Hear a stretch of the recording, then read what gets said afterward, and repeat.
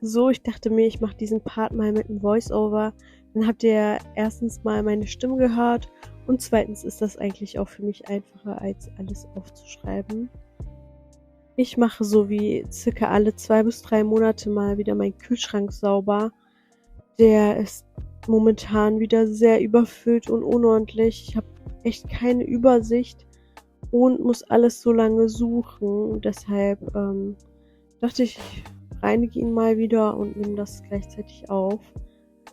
Da ich 'ne kleine Küche habe und nicht alles irgendwie aufm Boden abstellen will, räume ich erst mal die Seiten und den mittleren Part aus, bevor ich das ganze Gemüse und Obst mache. So habe ich auch noch 'n bisschen Platz, mich in der Küche zu bewegen. Ich verwende fürs Reinigen vor allem auf Flächen, wo Lebensmittel sind, nur Essig und heißes Wasser.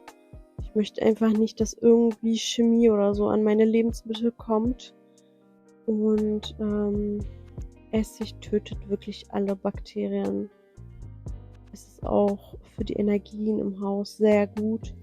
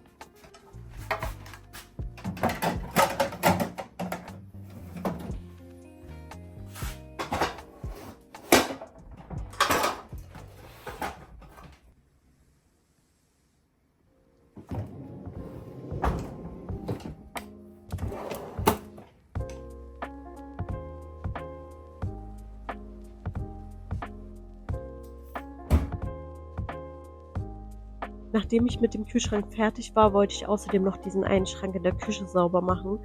Da sind, unter anderem alles für unser Porridge und unsere Bowls drinne, sowie Nüsse und Chiasamen und alles.